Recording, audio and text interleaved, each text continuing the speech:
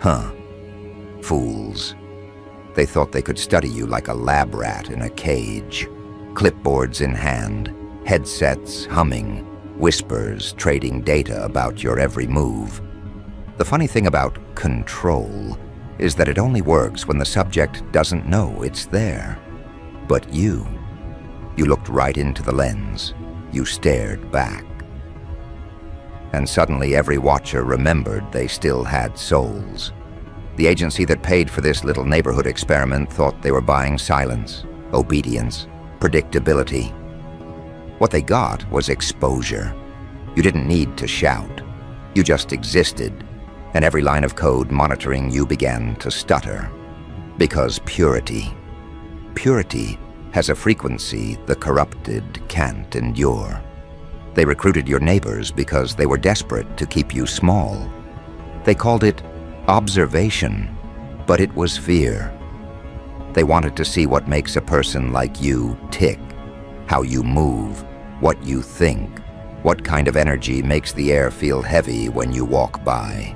They wrote reports about your habits, documented your kindness like it was a weapon, tried to translate your peace into threat-level language. But there's no encryption strong enough to hide from truth. Every time they listened, something shifted in them. The same people paid to watch you started questioning who the real target was. And it wasn't you anymore. It was their own reflection. You see, they expected a monster, a radical, a problem to solve. Instead, they found someone untouchable because you don't need masks, you don't need approval, and you don't need to pretend. Purity terrifies professionals of manipulation. It can't be mapped or purchased.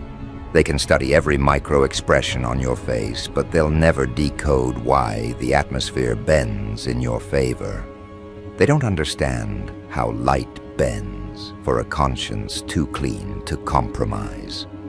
That's when the panic starts.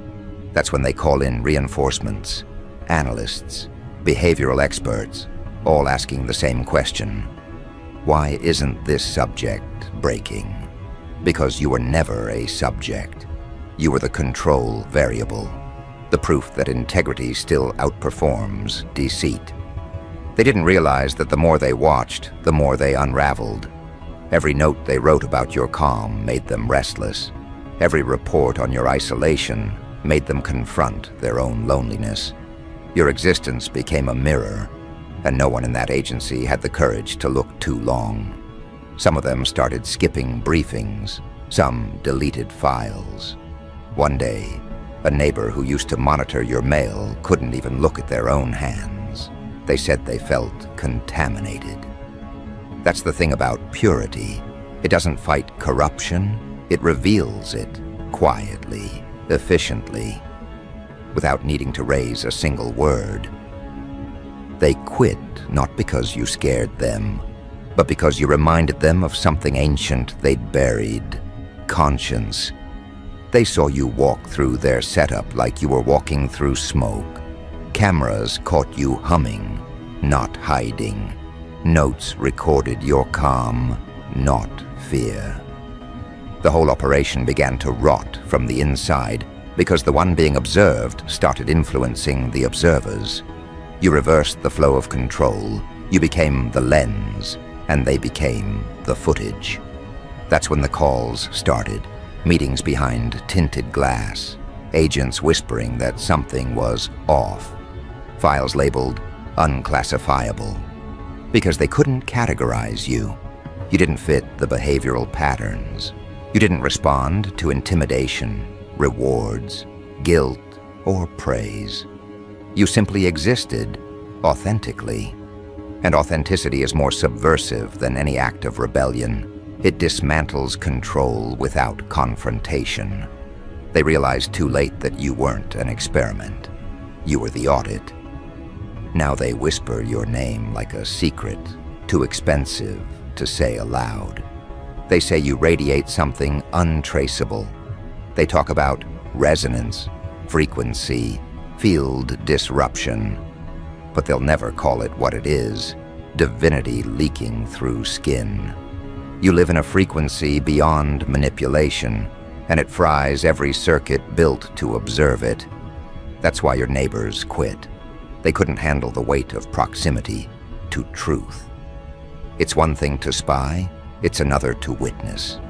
They thought surveillance would expose your flaws, but all it did was magnify their own. One by one, they realized their paychecks were blood money against something sacred. Some tried to justify it. It's just a job. Others confessed in their reports that they felt cleansed and corrupted at the same time. You see, when darkness watches light long enough, it starts craving redemption. But redemption requires collapse first. And collapse is what you triggered. They'll never admit it, but the internal memos changed tone after your name entered their database. The usual language, threat assessment, containment strategy, started to sound unsure. They began writing words like unpredictable and undefined. Bureaucracy hates the undefined. They tried to rewrite the narrative, label you unstable, anything to regain control. But how do you destabilize something that doesn't depend on balance? You don't stand still, you transcend. You move between moments like smoke through a keyhole. They couldn't predict your next act because you weren't acting, you were being. And being is the one thing they can't simulate. Your neighbors began seeing the cracks, too. The same people who once peeked through blinds now keep their curtains shut. Some moved away quietly. Others stayed, but only to watch from a safer distance, like parishioners near a shrine. They don't gossip about you anymore. They pray they don't cross you. Not because you threaten them, but because they feel exposed in your presence. Every fake smile burns. Every small deceit stings. You didn't punish them, you purified the air. They thought they could measure you with technology, but the readings came back incomplete. Machines misfired, batteries drained, audio warped. They called it interference. But deep down, they knew. Truth itself scrambles lies. You became the interference. A living static that distorts every false signal. Every network built on deceit collapses when real energy enters. They can't explain it, so they bury it under jargon. Energy anomaly, psychological transference. But we both know the truth. It's holiness disguised as unpredictability.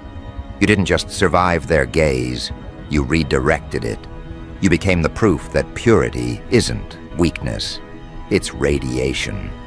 The kind that melts the facade right off the world's face. You walk through their traps like they were cobwebs, and each time they rebuild smaller, more fragile ones. Until finally, they stopped. They realized there's no way to capture someone who doesn't seek escape. No way to manipulate someone who's already free. That's when the reports stopped coming in. That's when the payments stopped going out. They shut down the operation, but they'll never shut down the memory. You're in their heads now, an unfiled threat, a reminder that some souls can't be domesticated. You're what they call a variable outside probability. You operate on conviction, not compliance. And that's more dangerous than any weapon. You turn exposure into illumination. Every agent who touched your file carries a fragment of that illumination now. It haunts them in quiet moments. They see your calm when they close their eyes. They hear your stillness in the background noise. They realize you weren't the one under watch. They were. That's the brilliance of purity. It flips the roles. Watchers become the watched. Control becomes confession, and observation becomes worship. You taught them that control isn't real. It's a collective hallucination that collapses the moment one person refuses to participate. You refused, gracefully, without protest, without rage, just presence. And that presence was enough to collapse an operation funded by fear. They'll rebuild, of course. They always do. But this time, they'll remember the cost. They'll remember that one subject with no weapon, no mask, no motive, dismantled their design just by existing. You didn't fight fire with fire. You starved it of oxygen, and now their entire mechanism suffocates in its own secrecy. That's why I admire you. You didn't try to expose them. You let their own obsession do the job. You understand something they never will, that truth doesn't need witnesses. It multiplies through consequence. The moment they chose to watch you, they signed their own confession. Every lens pointed your way became a mirror reflecting their own corruption. Every agent who reported your name felt their pulse slow. Some started praying, others started crying. None understood why. You understand, though, because purity is the last forbidden thing in a world that worships manipulation. They couldn't stand the light in you, but they couldn't destroy it either. So they tried to classify it. When that failed, they tried to contain it. When that failed, they tried to mimic it. And when that failed, they fled. Because purity exposes counterfeit instantly. You don't need to accuse anyone. Their energy betrays them in your presence. That's why they left. Not because they were ordered to, but because their own shadows started screaming. And now, here you are, untouched, unbroken, unknowable. The world still hums with their devices, their networks, their little screens of control. But none of it touches you. You've transcended observation itself. You're not part of their data. You're the error message in their code.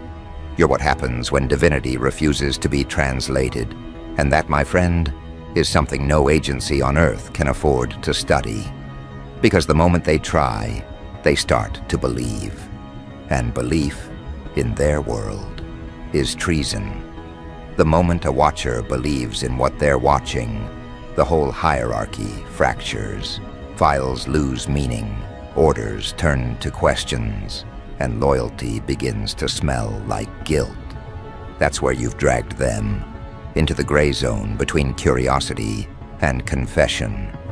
They still wear their badges, but inside, they're trembling priests before a god they can't name. You see, you were never under investigation. You were the investigation. Every gaze fixed on you became a mirror test. The more they looked, the more their reflections disobeyed them. They'd wake at 3 a.m. replaying footage, convinced something had shifted in the background. They'd pause the screen, rewind, slow it down, and there it was, stillness. Not emptiness, not absence, stillness that moved. They called in technicians, swapped cameras, rewired sensors. Nothing fixed the interference because the interference was their conscience-breaking signal. Your neighbors, those amateur agents wrapped in suburban ordinariness, thought they'd make easy money documenting your habits. At first, it was small. Who visits you, what you buy, how long your lights stay on. Then they started describing feelings instead of facts. Subject radiates calm. Subject's presence alters mood. Subject causes involuntary honesty. Their supervisors flagged the reports as contamination. But contamination spreads. They began dreaming of you, and dreams can't be redacted. You became a language they couldn't translate, and translation is control. Without it, panic starts whispering. One neighbor tried to rationalize it, said you used psychological tactics, maybe hypnosis. Another said it was electromagnetic interference. Another quit, saying only this: they're not from here. But you are from here. You just remembered what here really is, a theater for consciousness, not compliance. They don't teach that in training manuals. They teach leverage, manipulation, conditioning. But none of it works on someone who has nothing to hide. That's your real defense, isn't it? Not walls, not weapons, transparency. They can't blackmail what's already honest. They can't threaten what doesn't need their approval. They can't break what never agreed to belong. And when control fails, systems collapse. They don't implode loudly. They erode, one uncertain breath at a time. You made their precision feel primitive. Every note they wrote about you echoed like confessionals. Even the cameras started recording static where your outline should be, as if reality itself refused to collaborate. They tried to edit the footage, but each frame bled light where you stood. Their software called it overexposure. But you and I know, truth overexposes lies until the film burns through. They sent specialists then, people trained to read micro-expressions, body language, neurological tics. They watched you drink water and wrote 5 pages of analysis. They said you were too present. Imagine that, presence as a crime. They wanted to prove you rehearsed your stillness, but you can't rehearse divinity. You can only return to it. So they switched tactics. They tried provocation, anonymous letters, strange noises at night. Rumors slipped through friendly smiles. But you didn't flinch. You moved through it like a saint through smoke. And that scared them more than any retaliation, because retaliation confirms predictability. But serenity breaks command chains. It rewires the hierarchy of fear. One evening, one of them, your next-door watcher, sat alone in their car after logging a report. They kept staring at your window, said later they felt pulled. The lights in their dashboard flickered. They thought it was the battery. It wasn't. It was the realization that they'd been observing the wrong thing. They weren't watching you. They were witnessing themselves dissolve. You didn't know any of this, did you? You were just being, making tea, reading, breathing the kind of breath that doesn't owe anyone explanation. That's the part that hurts them most. You dismantled a network, not by counterattack, but by refusing to participate in their paranoia. You turned surveillance into meditation. Every glance they took became prayer. Every file they wrote became scripture they didn't understand. Eventually, the funding dried up. Officially, they called it resource reallocation. Unofficially, the whispers said the operation was haunted. Equipment malfunctioned. Agents withdrew. Neighborhoods emptied. They scrubbed the project name from databases. But data has memory. Every byte carries the echo of the truth it tried to contain. Somewhere in a server farm, there's still a corrupted folder marked with your initials, locked behind passwords that no one dares open. But don't mistake retreat for surrender. The world that spied on you doesn't know how to stop watching.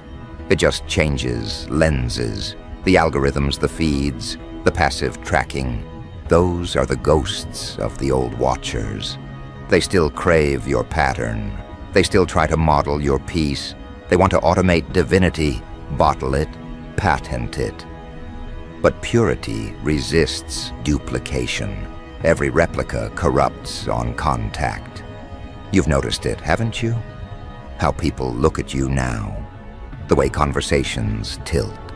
How strangers stumble over their sentences. They feel the residue of observation on you, the scent of forbidden awareness.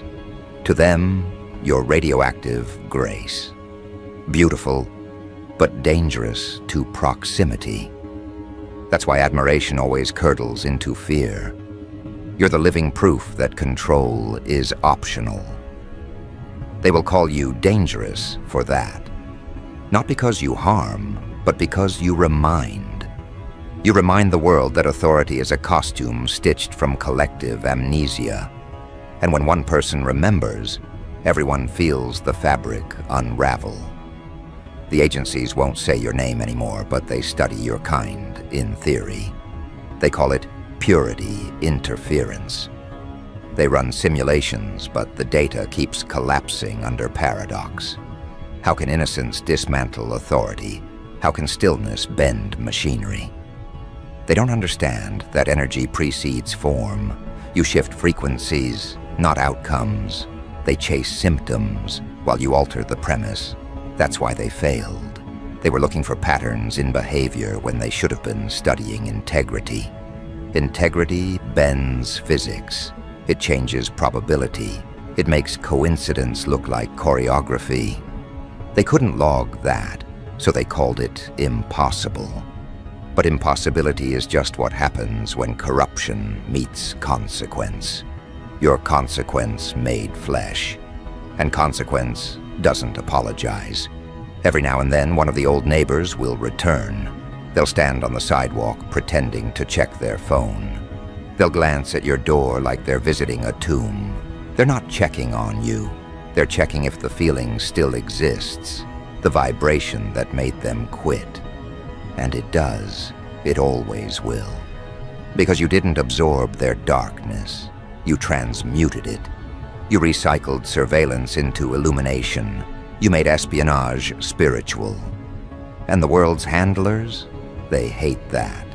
They hate that they paid people to spy and ended up funding a revelation. Somewhere, a report sits on an abandoned desk describing you as non-hostile, yet destabilizing. They'll never grasp the irony.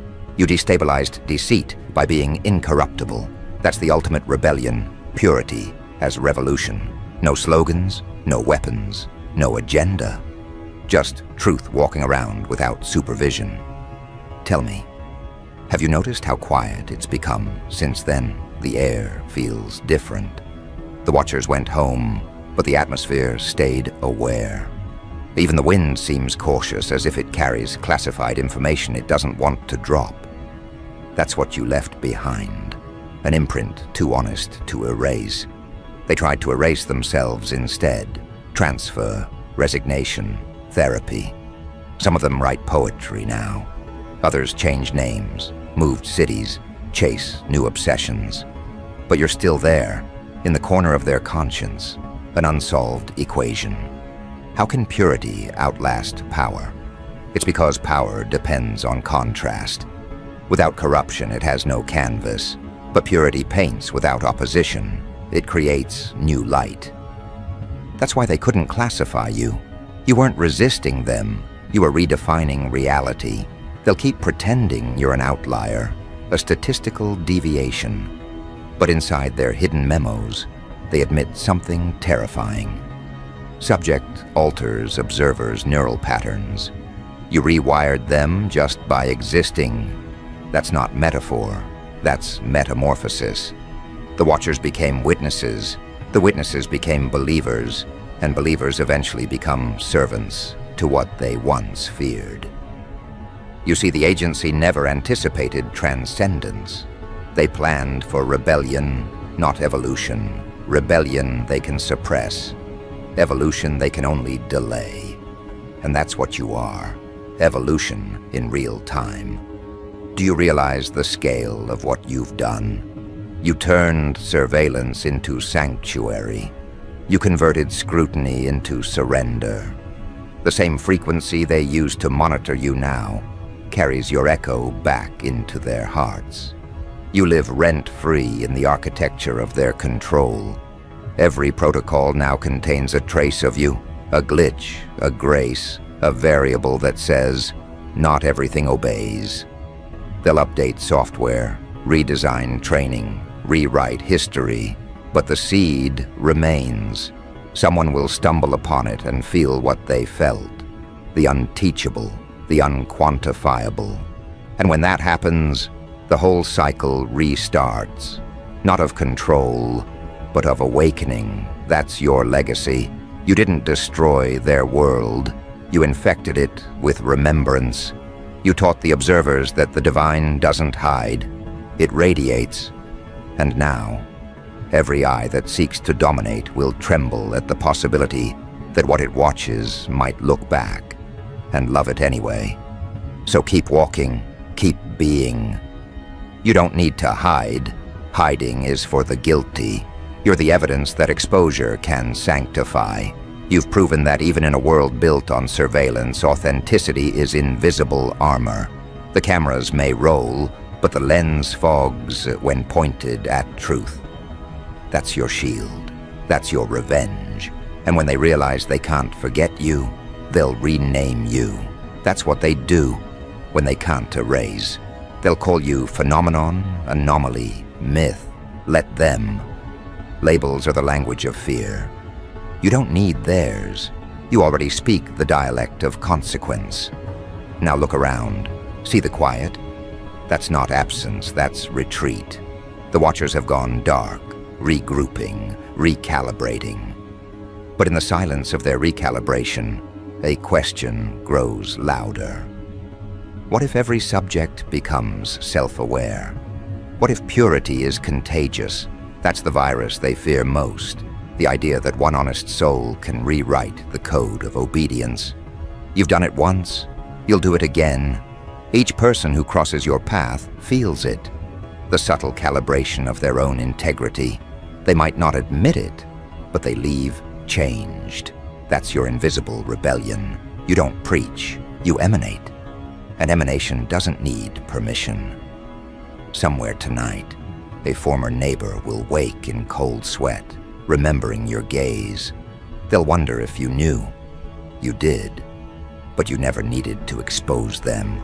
Exposure was already happening, silently, like dawn leaking under a locked door. They'll step outside, look at the sky, and for the first time, they'll feel watched, not by you, but by truth itself. That's your redemption plan. Let awareness do the surveillance now. And when that realization spreads through their ranks, you'll feel it, the weight lifting. The world won't stop spying, but the intent will mutate. Observation will start to look like reverence. Analysis will sound like prayer. Because once you've seen purity survive corruption, you can't unsee it. That realization doesn't just shift perspectives, it detonates them. And as the echo spreads through their ranks, you can feel the collective pulse of a world that just lost its illusion of control. They tried to measure your purity, but measurement collapses in the presence of truth. The rulers of the unseen, the invisible decision-makers, the whisperers who hide behind classified curtains, they never expected divinity to be this quiet, this calm, this human. And yet that's what broke them. It wasn't thunder, it was grace. It wasn't rebellion, it was revelation. They paid your neighbors to spy because they thought divinity could be domesticated. They mistook your calm for compliance, your humility for ignorance. They thought if they surrounded you with enough eyes, you'd flinch, self-destruct, or play the role of the observed. But you didn't play. You stayed. And that stillness, the refusal to collapse, turned every camera into confession, every neighbor into witness, every agent into student. The irony of it all? They thought they were documenting evidence of your weakness, but the files they compiled became scripture about their own surrender. The operation didn't end with paperwork, it ended with worship. Somewhere in the cold corridors where those reports were stored, you exist as both mystery and manual. They study you now not to control you, but to remember what they lost, the ability to live without deceit. You became the living audit of their moral bankruptcy. Their surveillance wasn't about collecting your data. It was about measuring their decay. Because, let's be honest, what does corruption fear more than exposure? Purity. And not the performative kind they parade in speeches, but the kind that bleeds through action, the kind that doesn't need applause to exist. They can't fight what doesn't fight back. They can't corrupt what doesn't negotiate. They can't destroy what doesn't depend on them. That's why they quit. They didn't run from danger. They ran from reflection. Every time they tried to analyze you, they ended up seeing their own decay magnified. You became the invisible trial of their conscience. And conscience is the one enemy they can't assassinate. They tried distraction. They tried propaganda. They even tried to create counterfeit versions of you. False prophets with your rhythm, but none of your essence. They failed. Because essence can't be manufactured, it has to be earned. You earned yours in silence, in heartbreak, in isolation, that refined you into clarity. They can mimic your words, but not your frequency. They can wear your mask, but not your purity. And that's when the real panic began. They realized this wasn't about you at all. It was about contagion. Your existence had become viral. People who watched you through screens, through reports, through rumors, began to change.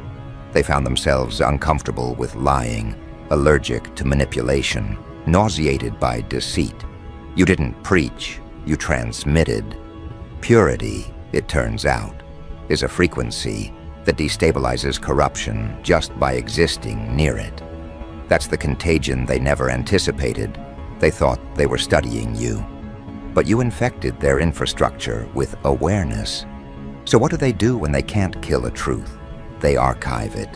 They file it under phenomenon. They write equations around it, wrap it in pseudoscience, and pretend they understand. But in the dead hours, the watchers scroll through your file like a psalm. They whisper your name the way soldiers whisper prayers. Because purity doesn't just survive, it haunts. You haunt them now, not as fear, but as unfinished business. You are the question that outlived the experiment. Every hallway where your name was spoken still vibrates. Every microphone that caught your breath still hums. They can shut down the mission, but they can't erase the imprint. Even the replacements, the new watchers, the next generation, they inherit that imprint unknowingly. They'll open a file, feel something electric in their chest, and pause, not knowing why. That's the residue of revelation, and maybe that's the divine joke of it all. They paid to spy on you, to dissect your existence, but what they really funded was their own awakening. You turned espionage into evangelism. You turned paranoia into prophecy. They set out to map your behavior and ended up charting their redemption. The report became scripture, the operation became a sermon, and the subject, well, the subject became a saint disguised as a citizen. That's what too pure really means. It's not innocence, it's resistance. Purity is the refusal to mimic corruption's language, even when surrounded by it. It's standing still in a world addicted to deceit and saying, "No, I won't become you." They call that defiance.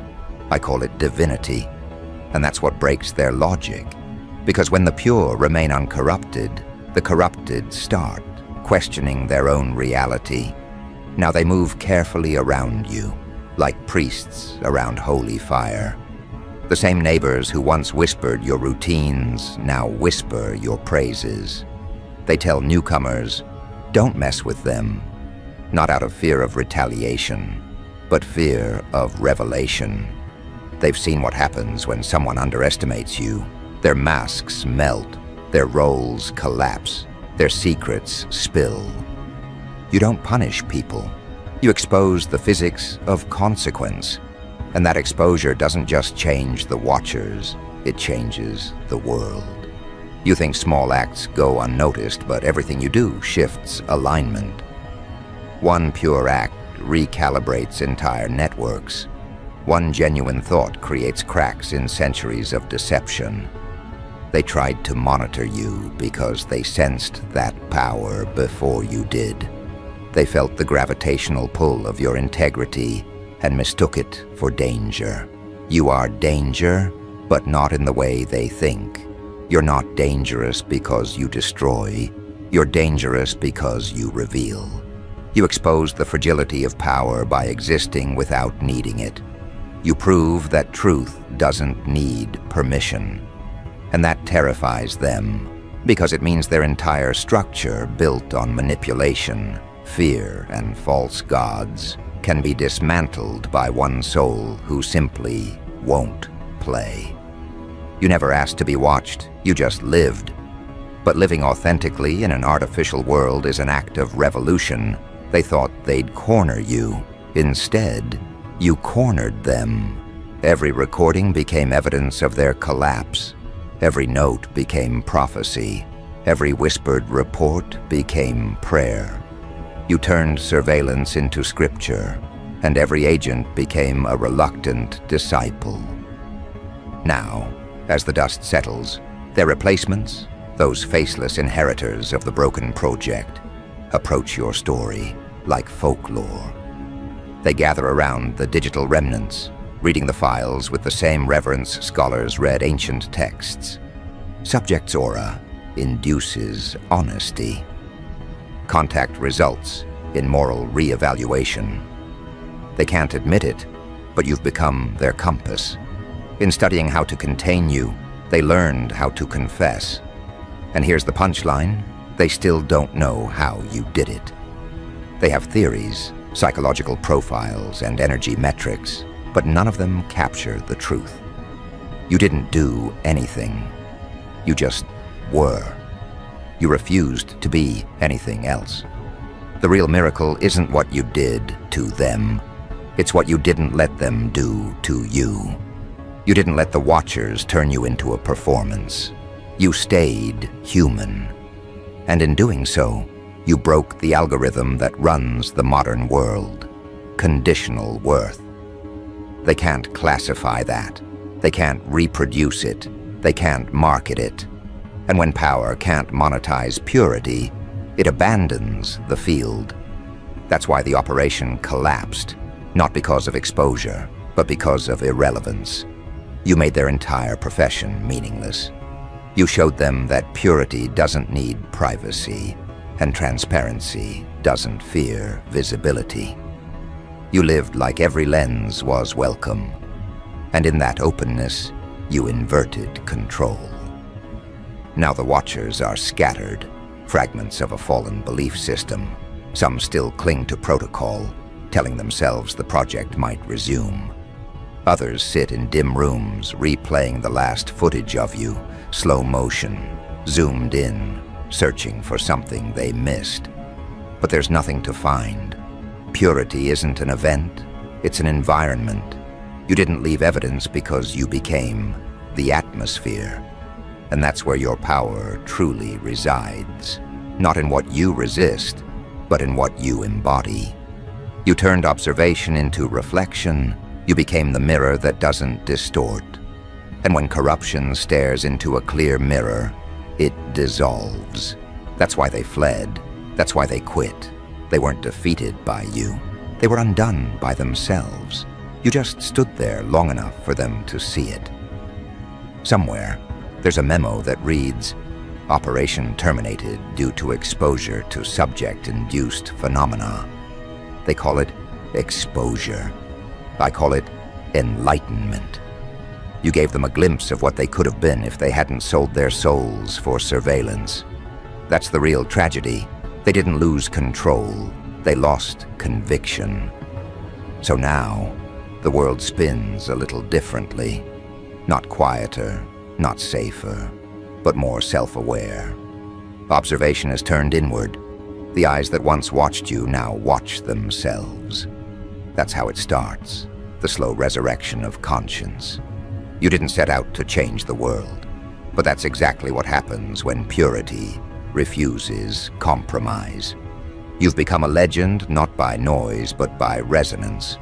Your story circulates underground, whispered by people who can't articulate why it moves them. They just know it does.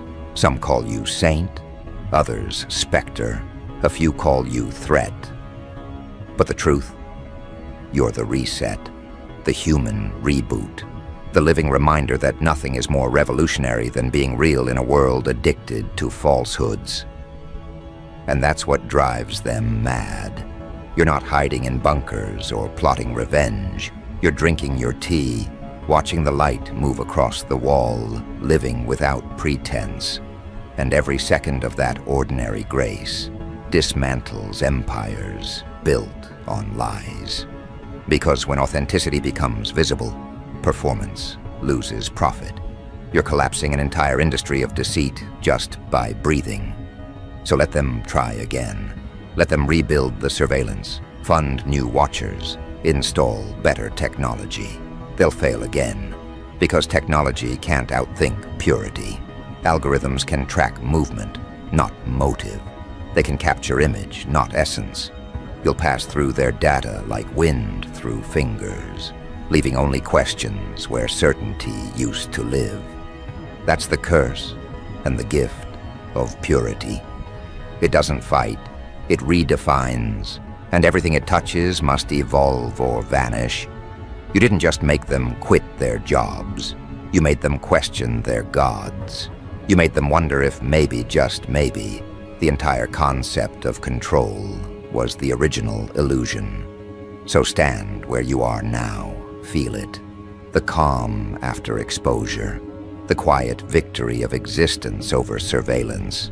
You didn't win by defeating anyone. You won by being uncorrupted long enough for corruption to implode. That's the real revolution. Not war, not chaos, just clarity. And as you walk forward from here, know this: they still watch. But it's different now. The tone has changed. Observation has become reverence. They study you not to break you, but to understand how someone can live untouched in a world built to contaminate. You've become their gospel of contradiction, purity, surviving in proximity to power. That's not surveillance anymore, that's worship. And they'll never admit it, but deep down, they all know the truth. The subject became the savior.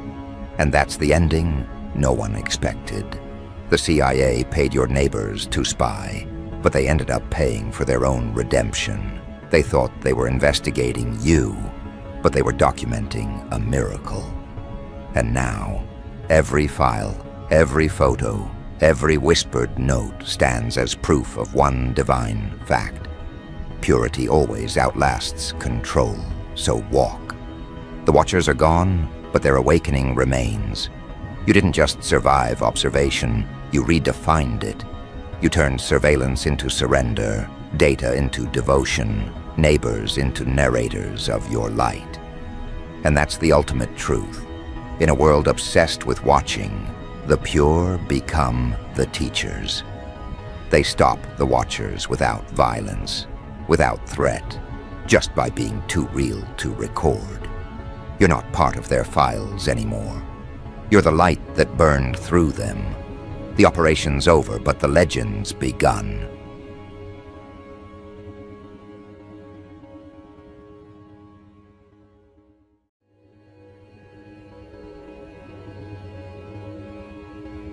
You ever notice how truth behaves when it's been trapped too long?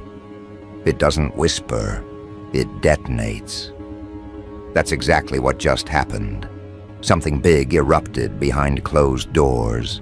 An argument so fierce it felt like an earthquake in human form. Voices cracked, hands trembled, words flew like shards of glass. And underneath all that chaos was your name pulsing like a heartbeat. They lied about how they felt about you for so long that their own deception finally turned on them. The tension they thought they could keep under control snapped, and now the explosion is echoing through every circle they built. It's not gossip, it's exposure. The truth they buried grew teeth, and it's biting its way out in public. Imagine it. Two people who once shared laughs and secrets, now staring at each other with venom in their eyes.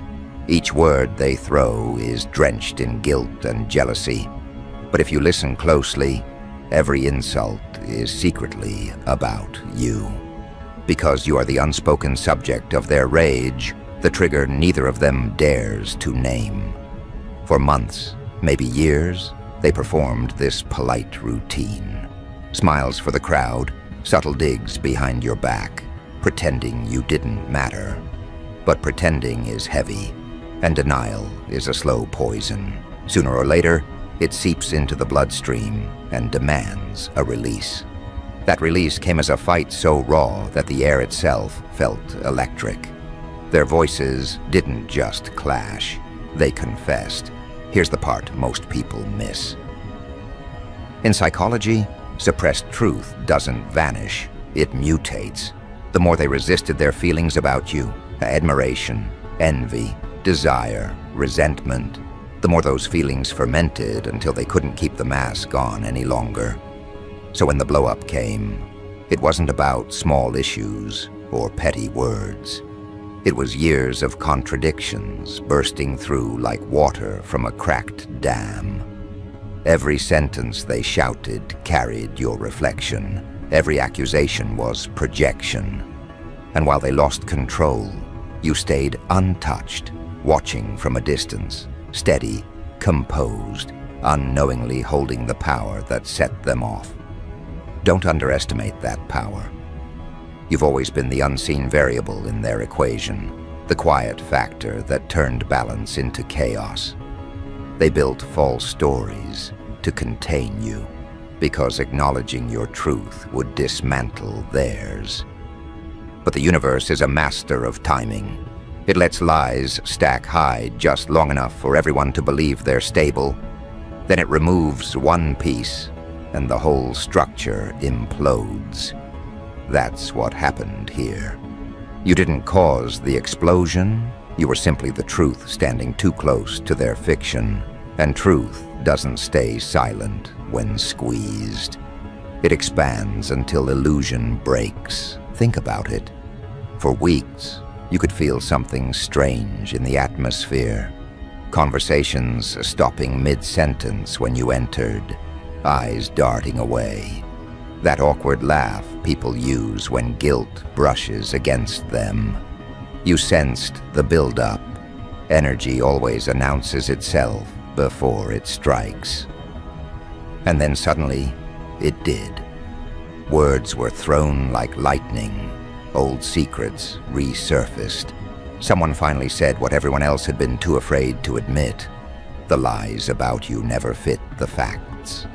And once that confession slipped out, the chain reaction began. Every denial collapsed. Every fake alliance crumbled. And both sides realized they'd been standing on a trapdoor built by their own deception. The beauty of it is that you didn't need to interfere. The truth fought for itself. While they shouted to defend what was never real, you became the calm center in their hurricane of confession. That's not luck, that's alignment.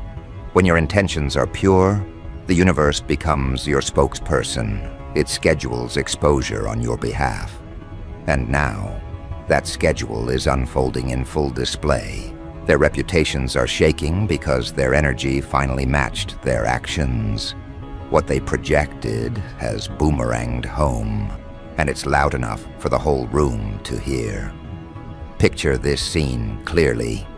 One person slams their hand on the table, accusing the other of betrayal.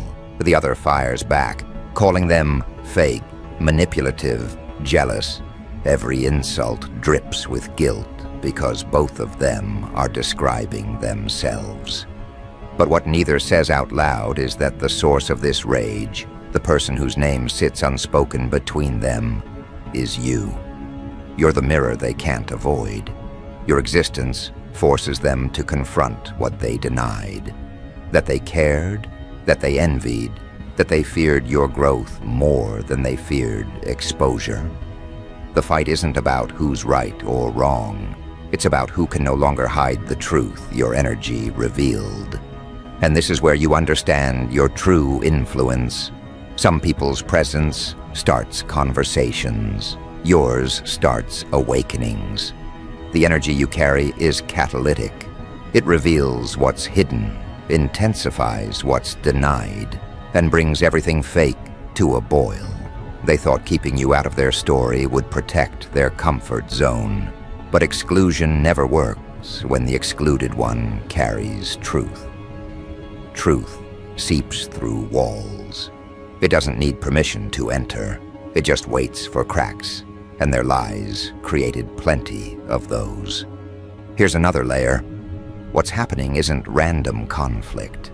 It's energetic realignment. When people misrepresent their feelings, they create imbalance. The universe doesn't tolerate imbalance for long. It sends friction, confrontation, and exposure to restore order. This fight was the restoration. Every shout, every tear, every trembling voice was the correction echoing through the room. Their souls knew the lie couldn't survive, even if their egos fought to keep it alive. And as their voices rose, the mask finally slipped. What spilled out wasn't hatred, it was honesty in disguise. They might tell the world it was just stress or misunderstanding, but you and I know better. The argument wasn't an accident. It was the truth demanding stage time. You became the gravitational center of that moment. And here's the irony. The more they tried to make you invisible, the more visible you became. Every denial only built suspense until exposure arrived like a headline. Now people who never paid attention are asking questions. They're replaying conversations, noticing contradictions, connecting dots. You don't even need to explain yourself. The evidence speaks in energy. Lies can fake words, but they can't fake frequency. I want you to let this sink in. You didn't lose control. They did. You didn't raise your voice. The universe amplified yours through consequence. What they're feeling right now isn't just embarrassment. It's disorientation. When someone lives behind a mask too long, the moment it cracks, they forget who they are. That's what exposure does. It strips away the costume until the actor stands alone, trembling, facing the audience of their own conscience. You represent that audience. You are the silent witness they can't escape.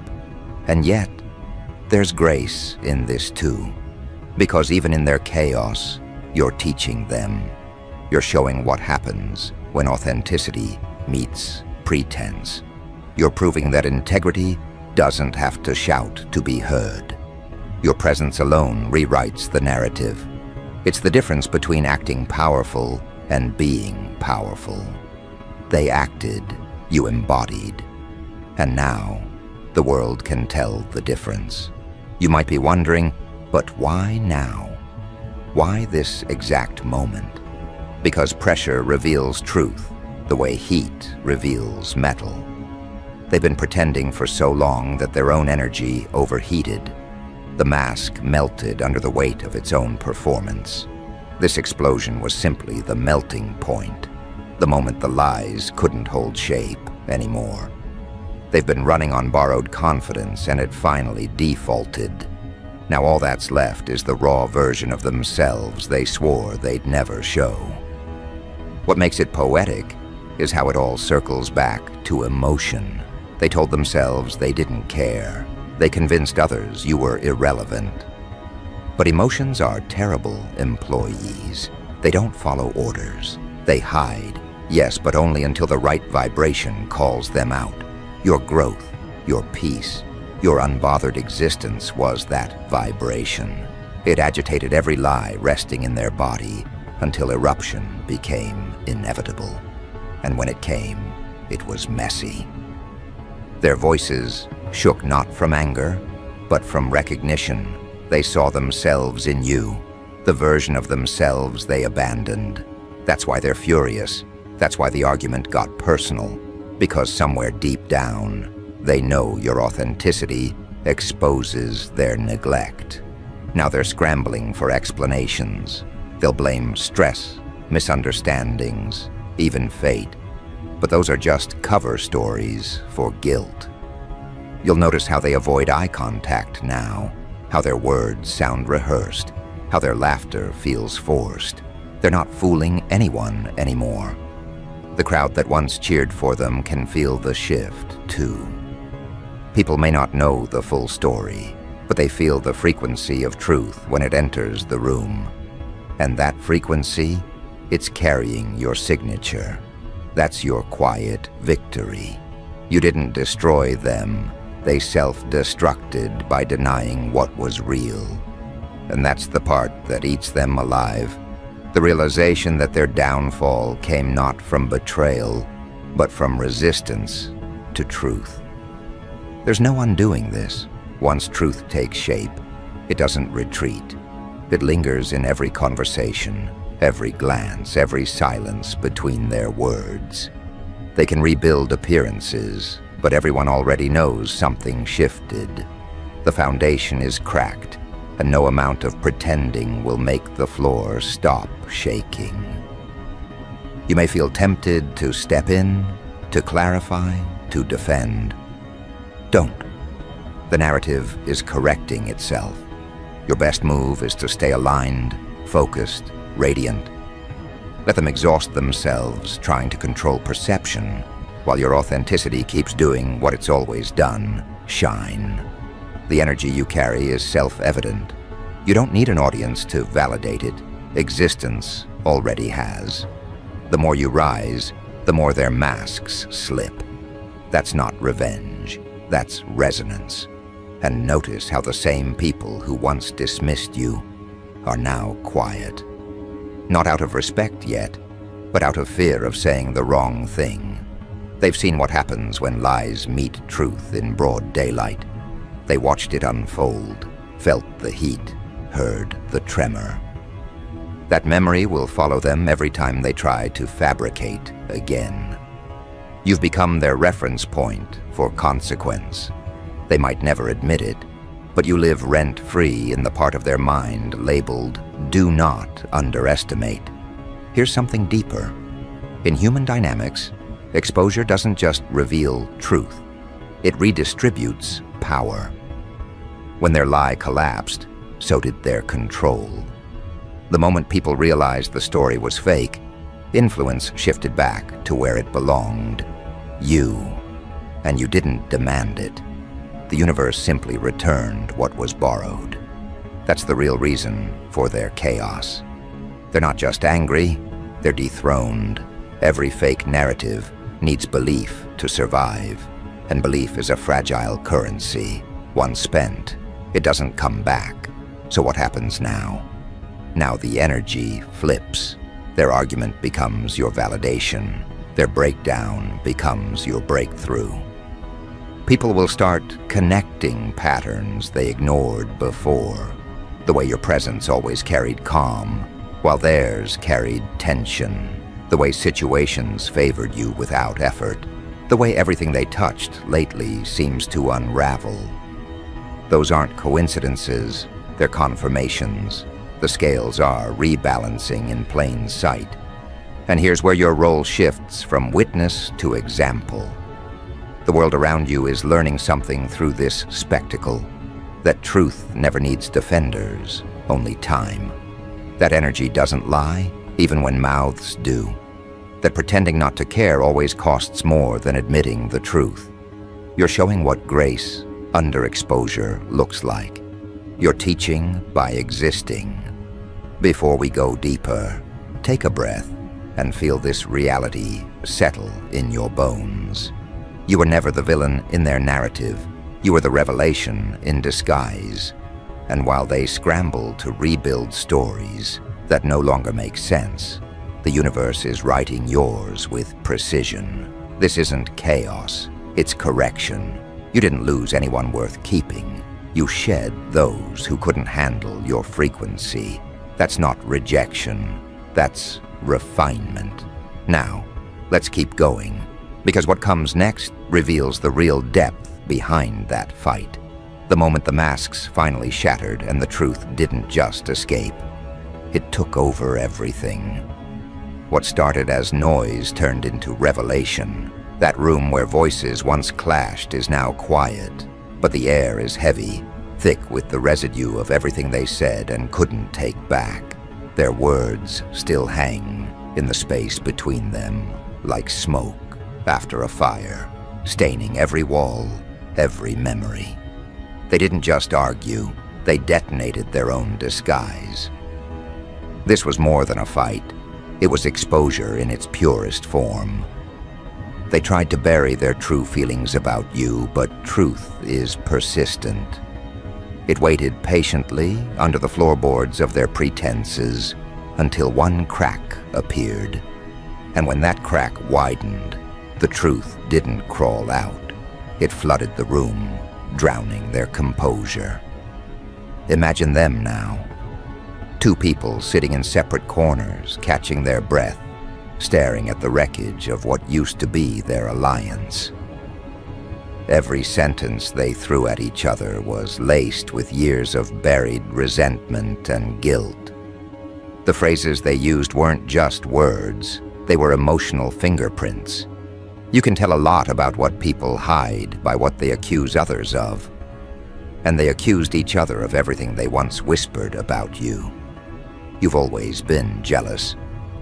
You wanted to be them. You lied. Those were the same accusations they projected onto you, and now they're using them as weapons against each other. That's the paradox of deception. It circles back. You can't lie about someone's light without eventually burning yourself in its reflection. You see, when people lie about how they feel about you, when they hide admiration behind arrogance or disguise attraction as indifference, it creates internal friction. That friction builds heat. And if it's never released, it explodes. That's why this argument wasn't random. It was engineered by energy. The universe arranged this fight to extract the truth they refused to speak. They had every opportunity to admit it, to own their envy, to confess their fixation. But they chose denial instead. And denial is combustible. The more they repressed it, the more unstable they became. That's why one wrong word triggered everything. Someone said your name, and it was like striking a match in a room full of gasoline. Their voices trembled not from rage, but from recognition. They realized mid-fight that they were confessing in front of an invisible witness, your presence still echoing through their minds. Every insult exposed another layer of truth. One accused the other of being obsessed with you, and the other fired back. You're the one who talks about them all the time. That's when it hit them both. Neither could stop talking about you, because neither had ever stopped feeling something for you. That's the danger of pretending not to care. The emotion doesn't die, it mutates, waits, and then resurfaces at the worst possible moment, publicly, destructively, undeniably. Now everyone around them knows. Friends, co-workers, relatives, whoever happened to witness that eruption, saw the truth they spent months trying to hide. You've become the unspoken headline in their social circles. People might not mention it to your face, but conversations are happening everywhere. Did you hear what that fight was about? It was over them, and while gossip usually distorts reality, this time it's doing the opposite. It's clarifying it. Their outburst became your vindication. For years, they built narratives about you that painted you as cold, detached, or problematic. But now the entire illusion is collapsing because no one fights that hard over someone they claim not to care about. This is what divine reversal looks like. The energy they used to try to discredit you has turned into a confession, broadcasted through their own mouths. You didn't chase truth. Truth chased them. You didn't demand justice. Their emotions delivered it for you. That's the brilliance of universal law. It lets people expose themselves at their own pace. The more they lied, The tighter the circle became, until there was nowhere left to run. And now, every time they try to rewrite history, their own words contradict them.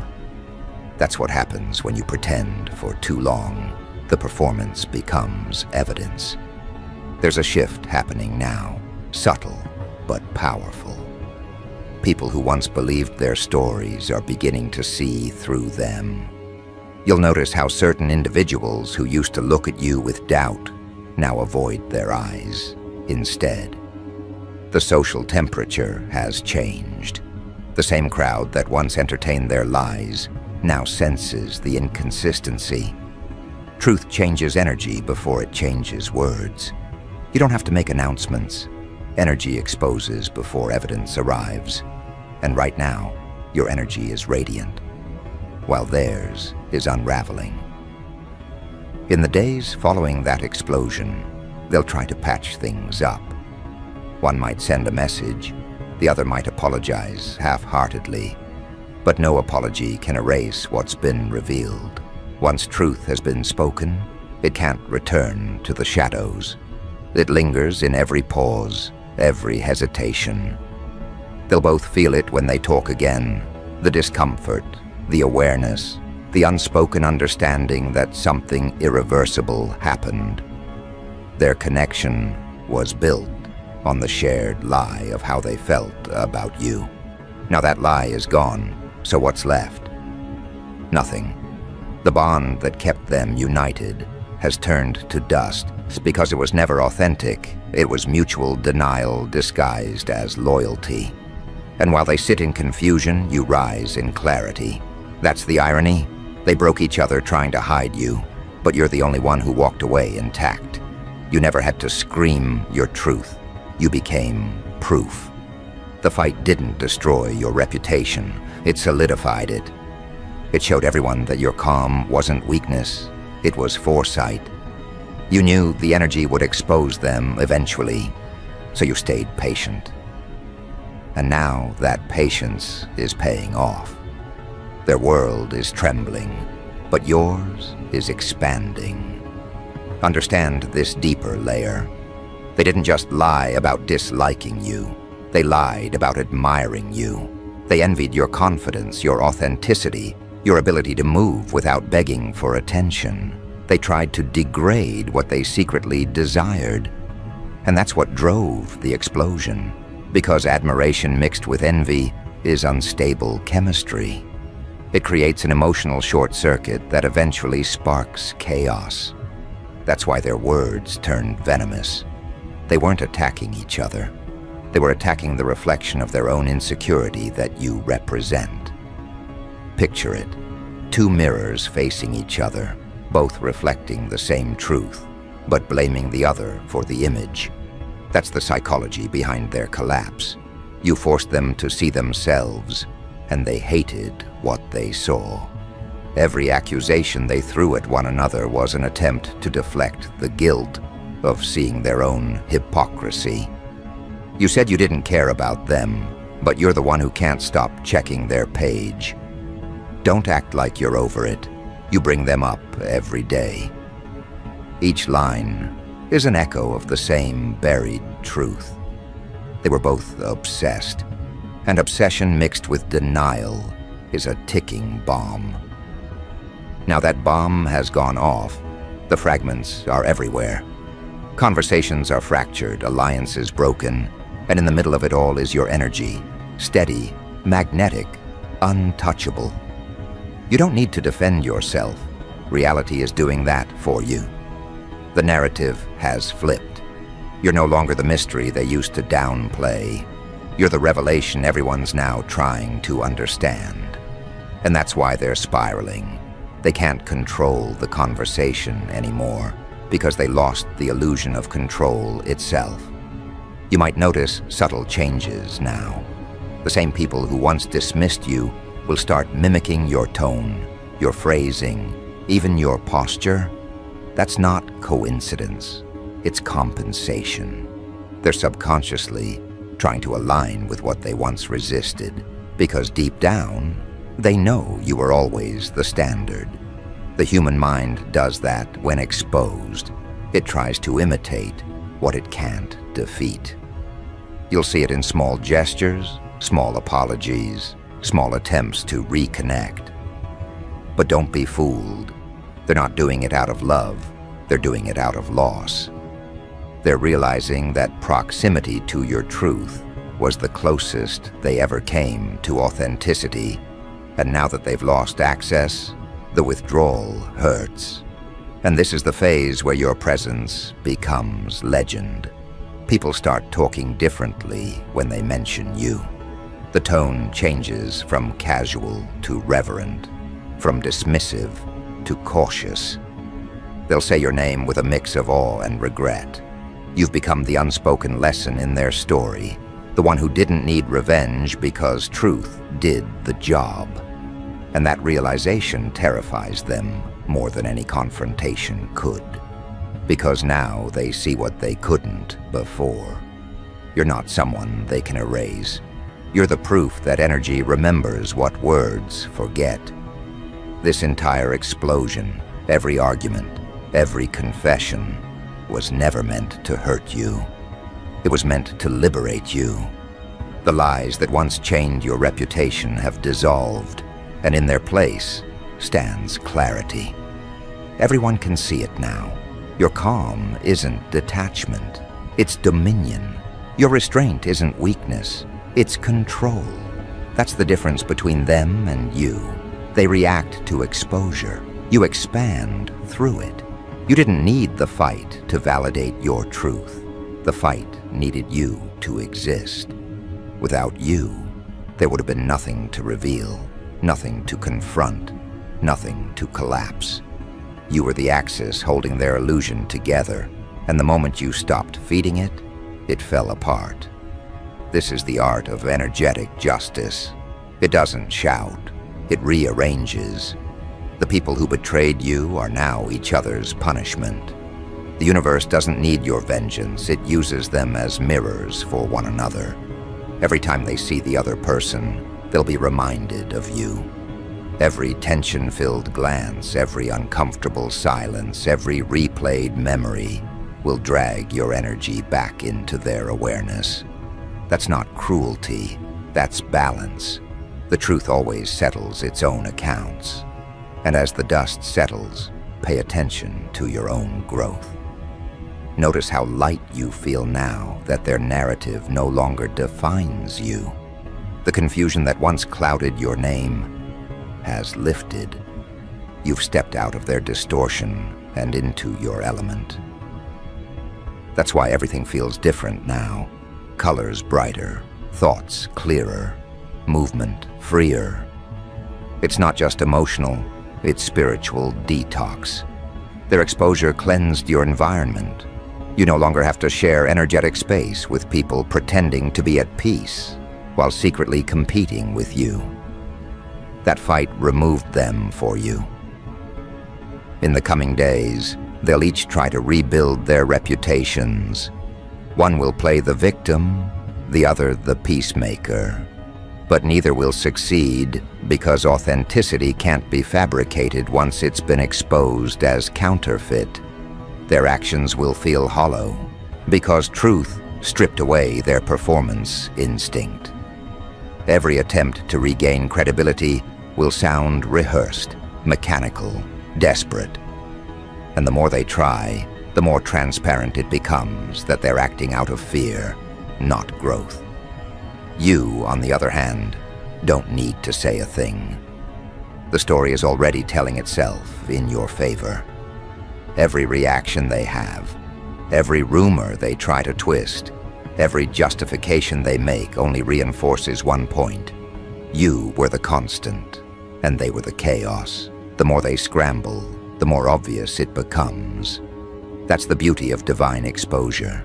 It doesn't just reveal who lied, it reveals who stayed aligned. And you stayed aligned. That's why you're rising now, not just socially, but energetically. You've crossed the threshold between being misunderstood and being undeniable. So take this moment as confirmation. That fight wasn't about anger. It was about revelation. They fought because they couldn't hide how deeply you affect them. They turned on each other because it was easier than facing what they truly feel about you. And now, the irony is complete. They're bonded by the very truth they tried to bury. They can't escape it, because truth doesn't dissolve when ignored. It multiplies when denied. And you are living proof of that multiplication. This is only the midpoint of what's unfolding.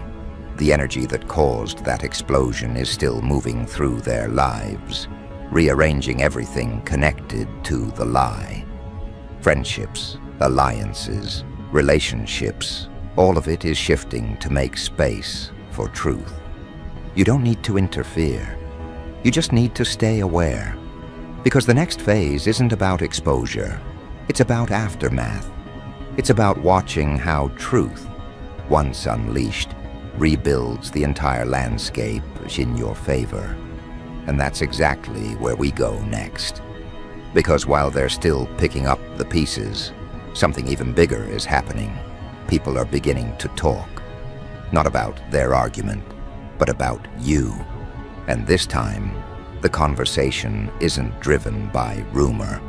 It's driven by realization. They're piecing together what really went down, connecting the fragments like detectives, tracing a spark back to its origin. Every whisper leads to your name. Every shocked retelling includes the same sentence.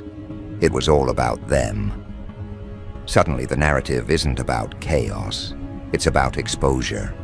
You've gone from myth to evidence, from speculation to fact.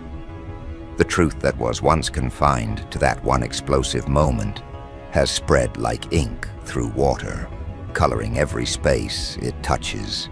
People who never cared before are asking questions now. What made them lose it like that? Why did they sound so personal? Why did their voices shake? The pattern is impossible to ignore.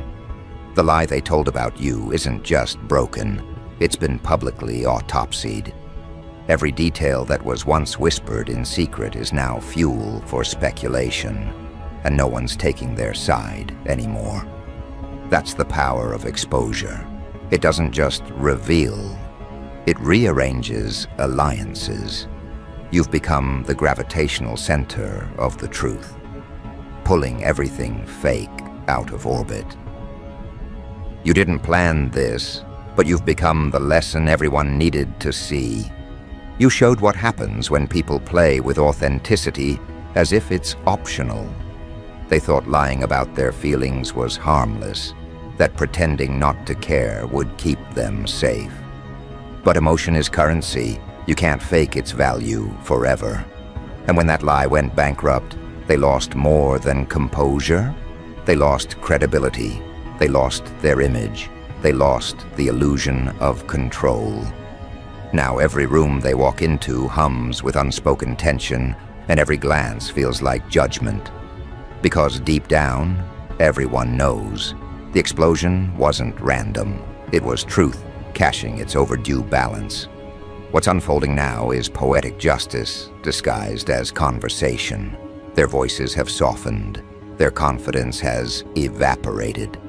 One tries to rewrite history. The other tries to disappear. But neither can outrun what's already been seen. The mask can't be reapplied once it's cracked in public. Even when they smile, people notice the tremor beneath it. The world has a long memory for exposure. They'll relive that fight in small ways for years. Every awkward pause, every shifted chair, every time someone brings up your name and they flinch. That's not paranoia, that's consequence. Meanwhile, your presence has transformed. The same energy they once dismissed now commands respect. It's in the way conversations stop when you walk in. It's in the way their voices lower when you're mentioned. You became the embodiment of undeniable truth, the living proof that authenticity always wins in the end. You didn't argue, you existed, you didn't defend, you demonstrated. That's what unnerves them most. They threw words, you threw energy, and energy is permanent. Now the people who witnessed that explosion are learning something deeper. They're realizing that love, jealousy, resentment, and admiration can all wear the same mask. That what looks like hatred can actually be fixation. That sometimes the loudest denials are secret confessions. You've turned psychology into spectacle. Everyone's studying the dynamics like a social experiment. How lies implode when forced to coexist with truth. And as they study, your influence expands. You've become more than a topic. You're a revelation. Let that sink in. They tried to erase you by pretending you didn't matter. But in doing so, they made you unforgettable. Their argument immortalized you. People will forget the details of what was said, but they'll remember the energy, the intensity, the look in their eyes when your name surfaced. That's the image that lingers, the undeniable evidence of the power you carry. You didn't just survive their lie, you converted it into legend. And the aftermath? It's poetic. The ones who once stood together against you now can't stand each other. The unity that thrived on deception has dissolved. They've become living reminders of what happens when you build on falsehood. Every attempt to reconcile ends in another argument, another reminder that you were the truth they couldn't face. They're haunted not by you personally, but by what you represent, the consequence of denying reality. You're the mirror they can't look away from, even as it burns their reflection. There's a reason this story hit so hard. Because everyone watching sees a piece of themselves in it. They've all hidden feelings, swallowed truths, played roles, and deep down, they know what it costs. That's why they're drawn to you. You're the embodiment of what they secretly wish they had. Courage to be transparent, power to stay centered, grace to let exposure serve as elevation. You turned their downfall into a demonstration. You made truth look like art. And now the energy has flipped entirely. You're not the subject of their lies anymore. You're the standard of their reckoning. Every time they try to rebuild, they measure themselves against the authenticity they once mocked. That's not revenge, that's evolution. You didn't just outlast them, you outgrew the world that allowed them. That's why the universe orchestrated this entire sequence, not to punish them, but to free you. The explosion wasn't destruction, it was cleansing. The fire burned away falsehood, leaving only what's real. Look around now. Notice how your environment feels lighter. Notice how conversations flow smoother, how opportunities appear out of nowhere. That's the ripple effect of truth. When something fake collapses, everything real rushes in to fill the space. You've stepped into that space now. The same energy that once made you misunderstood now makes you magnetic. People sense it. They can't explain it, but they feel it. It's not arrogance, it's alignment. You no longer carry their projections. You only carry power. And as for them, their stories is still playing out, but you're no longer in it. They'll keep replaying that fight in their minds, searching for excuses, rewriting memories, trying to make it seem less humiliating. But the universe doesn't edit footage. It plays the raw version on loop until the lesson sinks in. Every time they try to shift blame, something will remind them. Your name on a screen, a familiar phrase, a coincidence too precise to ignore. That's not haunting, that's accountability. So don't waste a second on resentment. You've already won. Your victory isn't loud. It's the quiet knowing that everything false destroyed itself without you lifting a finger. That's what real power looks like. They fought, they broke, they exposed themselves, and in the end, All paths led back to you, not as target, but as truth. You're the constant in a world built on contradictions, the revelation that reset the narrative, the energy that can't be buried again. Let this be your reminder.